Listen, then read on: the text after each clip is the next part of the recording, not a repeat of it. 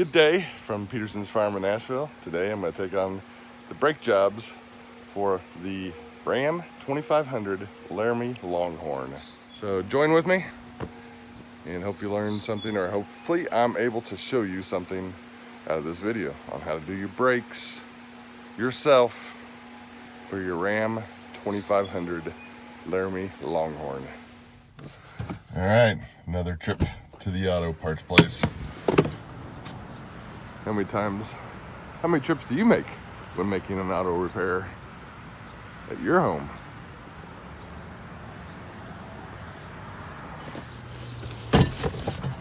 Just another $200, no big deal. All right, you just loosen these 1/2s up here.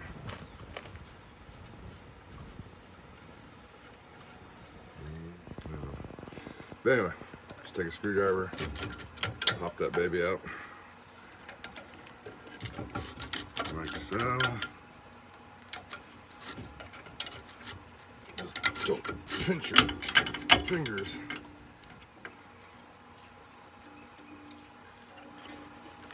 Probably should have got some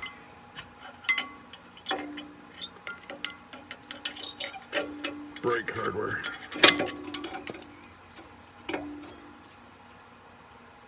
That one was right down to the nitty-gritty.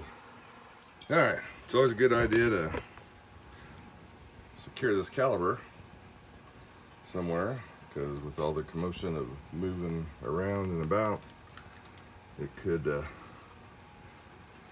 get dislodged and come loose. So I just store it up there somewhere where it's handy, and just zip tie it just like that. Make sure we're going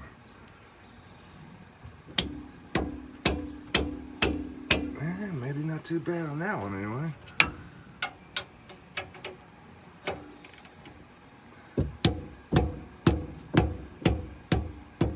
Leverage, it's a beautiful thing. Remember how it goes on. I just lay that aside. There's a keeper here and here, just to hold that drum on. Let's see if we can get those, just like that. There we go. And obviously you don't want to.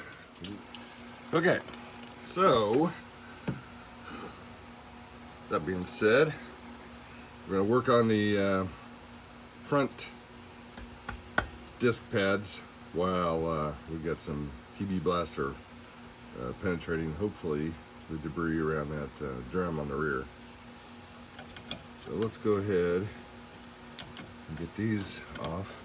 Wouldn't you know, it's a different size. It's a different, totally frickin' size than the rear. That makes total sense. Ram, Dodge, Chrysler, whoever you are, Fiat, thanks a lot. Now, we gotta stop all production and go find the right dang socket.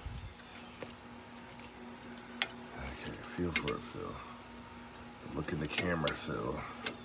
The camera can show you where it's at. There we go. Make sure it's on there good. Don't need no nickel buster.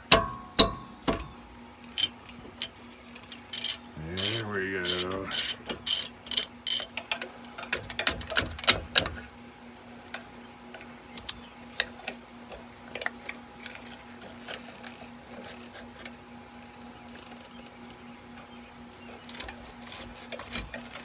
All right.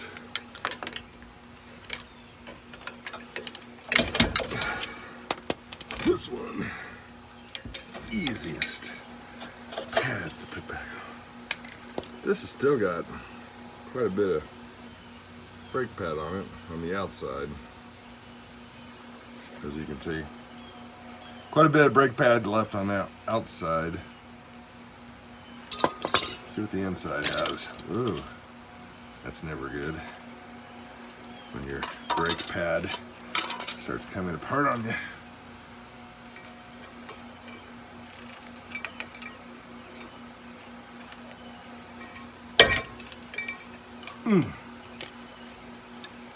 Doesn't look that bad or horrible.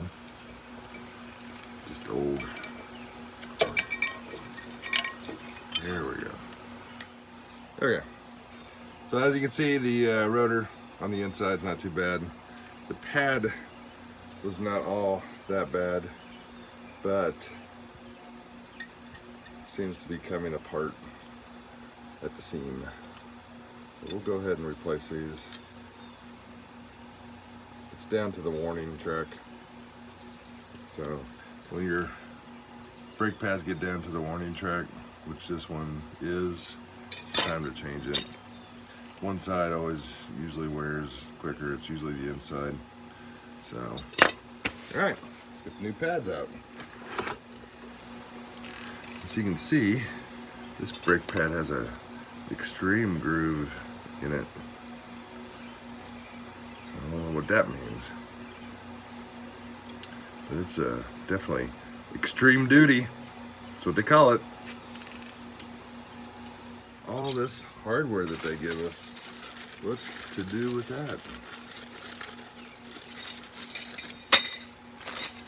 Clips, sorted clips. One right here. Go ahead and see the old one versus the new one.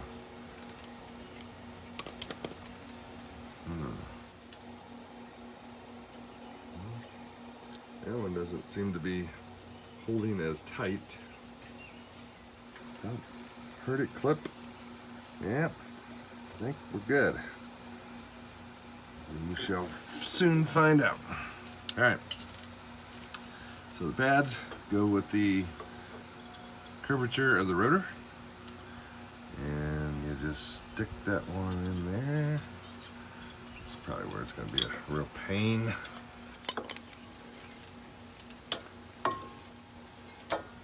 There we go. There we go. So really, you can adjust these outside clips later. Puts a little pressure on there, like so. Just insert, and these clips just sort of put some pressure on there for some reason. All right. Well, I don't think the inside is going to be any easier, so we'll go ahead and get the inside installed just like the outside and come back at you. All right, this is where I call committed.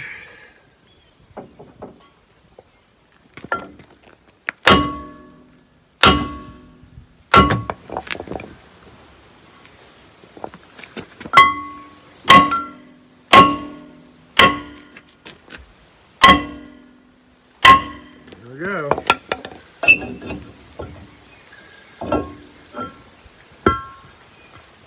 I think what happens, of course I soaked it down with PB Blaster, but I think these brake shoes inside here, man, they are sticky. Sticky, sticky, sticky. So we'll spray those down with brake cleaner.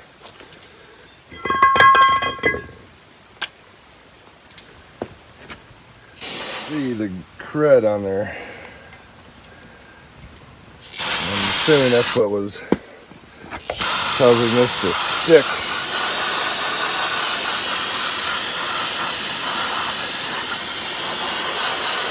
So we'll just clean that all off. Brake cleaner's getting it off there. Making a mess, but so that's how you get the rotor off. All right, let's try to get this put back together before the storm gets here. So that just slides right back on. Like so. Easy peasy. We just put this back together in reverse order. It's because the hub's not all the way on. There.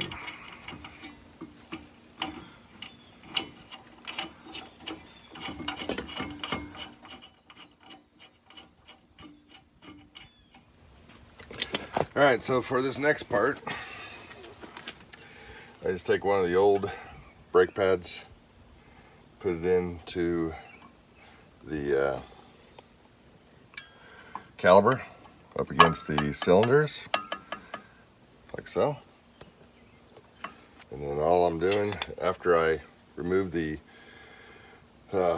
lid on the brake fluid reservoir, I just apply one of these big C-clamps to the caliber. It's very important to make sure you don't cause any damage. And squeeze these caliber cylinders back in place. It's important to have dual points here because it's a dual caliber system. So you want something like the old plate to apply equal pressure across both sides. You don't want to damage any of this stuff or wrinkle it or get it all bound up. So let's see how this works. Just take it nice and slow and easy. If you see it getting out of whack any, just back off, start over. See how it's applying equal pressure to both sides.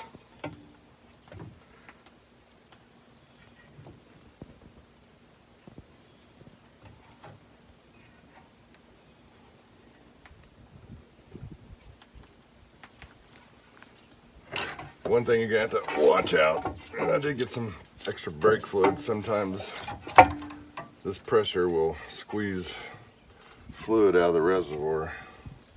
So we'll have to go up there and see what the status of that is. But if you don't do this, you won't get your brake calibers on the back on because there's not enough space. So you just do it until it's snug. Don't over tighten it. Don't damage those seals. And you should end up with something that looks like this. Retracted that far out to all the way in. You can see there's no damage to any seals. All perfect. That's how you compress the pistons on a Ram 2500 Laramie Longhorn rear brake. All right, we're going to apply the same method of pushing those pistons back in as we did the rear brakes. As you can see, they're not quite out as far, but they're still out further than they need to be. So we'll go ahead and get one of the old pads, get the C-clamp set up, and hopefully you can see the progress of this one as it squeezes in. Just slowly apply pressure with the C-clamp. Being careful not to damage the pistons or the seals around the pistons.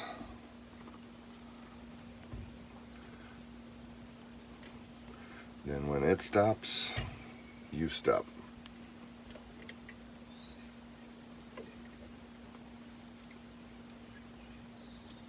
Like right there.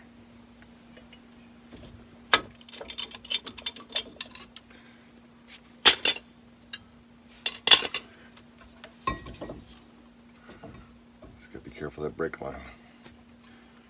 If there's any debris in there, just clean it out.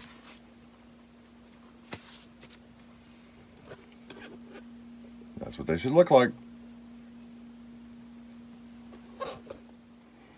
So as I mentioned, you want to remove this before you adjust the pistons back in place with the C-clamp. But also make sure that the brake fluid level is good afterwards. And if any spills out over here, that's somewhat normal, but in this case, it worked out just like I did. And don't forget to put the lid back on when you're done. All right, now you just put the caliber back on, being sure not to have this hose twisted up. Make sure that it's not twisted up and you don't damage it by dropping it or ripping it. So, caliber back on.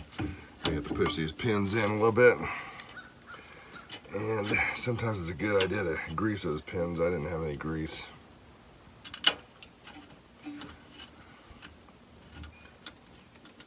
They seem to be functioning a-okay.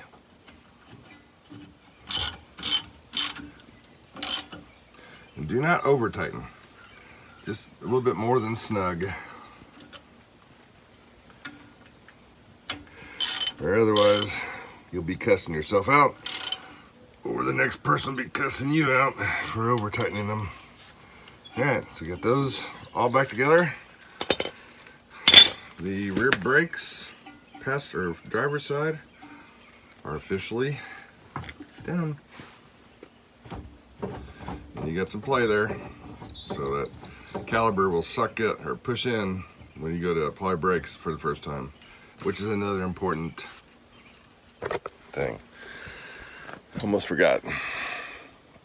After you replace your brakes, especially if you replace all 4 wheels, make sure you pump them before you put it in gear, because you will not have any brakes until those pistons engage. So that brief moment, you could run into your garage or another motor vehicle that's parked nearby if you don't apply pressure to your brakes after you change your brakes prior to putting your vehicle in gear. A friend told me about that.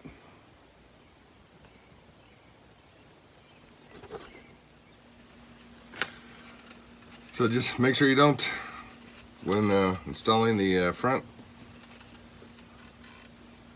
disc caliper, just make sure you don't pinch the brake lines or get the brake lines twisted. Same as the back. And just get these 2 bolts started. Let's see. And do not over tighten. Just a little bit more than snug is all that's required.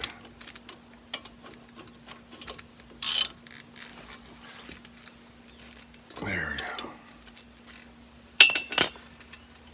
All right. And the rotor turns right now. That's because the brake pistons are not engaged with the pads. Another warning, before you put the vehicle in gear and you get ready to test your brakes, make sure you pump the brakes first. Otherwise, your pistons will not be engaged with the pads and you will have no brakes for that split second, which could project you into the garage or a vehicle nearby if you're not paying attention. So pump your brakes first, then put the vehicle in gear. This happened to a friend of mine. He told me about it.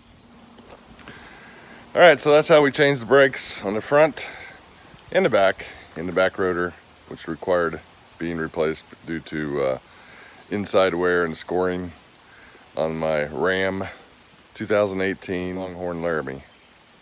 So thanks for watching. Hope you got something out of that. And as always, safety's first. Make sure that you got jacks and jack stands underneath the vehicle at all times.